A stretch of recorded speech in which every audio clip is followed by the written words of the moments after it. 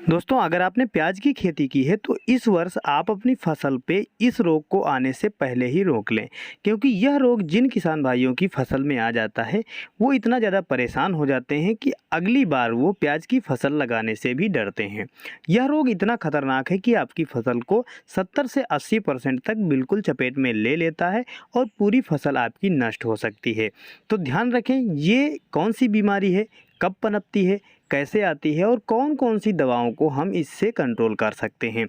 सबसे पहली बात ये रहती है कि इस रोग को हम आपको बता दें कि अगर आपकी फसल में ये रोग 50% हो गया है, तो आप अपनी फसल को किसी भी दवा का प्रयोग करके इस रोग से मुक्त नहीं करा सकते हैं, क्योंकि ये इतना प्रभावशाली रोग होता है, इतना भयानक रोग होता है। और हमारी जो प्याज की फसल होती है या लहसुन की फसल होती है वो काफ़ी मुलायम पत्तियों वाली होती है, जिससे क्या रहता है, इसकी पत्तियां मुड़ने लगती हैं, तना ऐंठ जाता है और धीरे धीरे पौधा पूरा का पूरा मर जाता है, जड़ पूरी गल जाती है। ये जो बीमारी है इसे ट्विस्टर रोग कहा जाता है, जो ट्विस्ट फंगस के कारण फैलता है। हिंदी में बात की जाए तो इसे जलेबी रोग के नाम से भी जानते हैं, क्योंकि इसकी जो पत्तियां होती हैं, जिस पौधे पर इसका अटैक होता है उसकी पत्तियां मुड़ जाती हैं, टेढ़ी मेढ़े आकार की हो जाती हैं, प्रकाश संश्लेषण की क्रिया बाधित हो जाती है, जिससे पौधा धीरे धीरे मर जाता है। और सबसे बड़ी बात ये होती है कि इसी समय अगर ये रोग आपकी फसल में लगता है तभी उसमें कीटों का भी प्रभाव काफ़ी ज़्यादा तेज़ी से हो जाता है।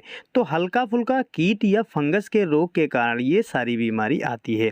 अगर आपकी फसल में कीट और फंगस दोनों आ गए हैं तो आप अपनी फसल को बिल्कुल भी नहीं बचा सकते। तो ध्यान रखें, अगर आपकी फसल पर कहीं भी ये पौधा मुड़ता हुआ दिखाई दे रहा है, पत्तियां गोल घूम रही हैं, जलेबी के आकार की हो रही हैं, तो आप कुछ दवाओं का प्रयोग कर सकते हैं जो हम आपको बताने वाले हैं। उनसे इन दोनों रोगों पर आप काफ़ी अच्छा कंट्रोल कर पाएंगे। कोई भी कीट होगा उसको आप बिल्कुल ख़त्म कर सकते हैं, कोई भी फंगस वाली अन्य जो बीमारी होगी वो भी दूर हो जाएगी। जलेबी रोग का रामबाण इलाज हम आपको बताने वाले हैं। वीडियो को कर दीजिए लाइक, चैनल को कर लीजिए सब्सक्राइब। मैं हूं धीरेन्द्र। आज हम आपको बताने वाले हैं आज का जो सबसे भयानक रोग होता है, इससे आप कैसे छुटकारा प्राप्त कर सकते हैं। यह रोग हमारी फसल में बारिश के दिनों में आता है, जब वातावरण घटता बढ़ता है, तापमान में उतार चढ़ाव होने के कारण ये बीमारी काफ़ी तेज़ी से प्रभावशाली हो जाती है। पहले आपको थोड़े बहुत क्षेत्रफल में अपने खेत में देखेंगे तो ये समस्या दिखाई देगी। खासकर ये उस क्षेत्र से स्टार्ट होती है जहाँ पर जल भरा होता है। अगर आपका खेत समतल नहीं है, पानी निकास की अच्छी व्यवस्था नहीं है, तो आपकी फसल में ये रोग पनपने के काफ़ी ज़्यादा चांस हैं। इस वर्ष ये रोग काफ़ी ज़्यादा प्रभावशाली हो रहा है। ज़्यादा फसलें बर्बाद होने के कारण इस वर्ष प्याज के दाम भी बढ़ने वाले हैं। प्याज के दाम कैसे बढ़ेंगे, कब बढ़ेंगे, इससे जुड़ी जानकारी हम आपको जल्द ही देंगे, इसलिए आप चैनल को सब्सक्राइब जरूर कर लें।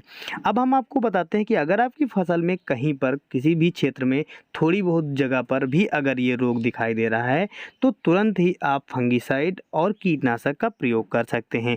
उसमें सबसे साधारण जो दवा है उसमें आप कार्बेंडाजिम मैंकोजेब ले सकते हैं और प्रोफेनोफॉस साइपरमेथ्रिन जो 40% और 4% वाली आती है उसको 250 ml उसको लेनी है।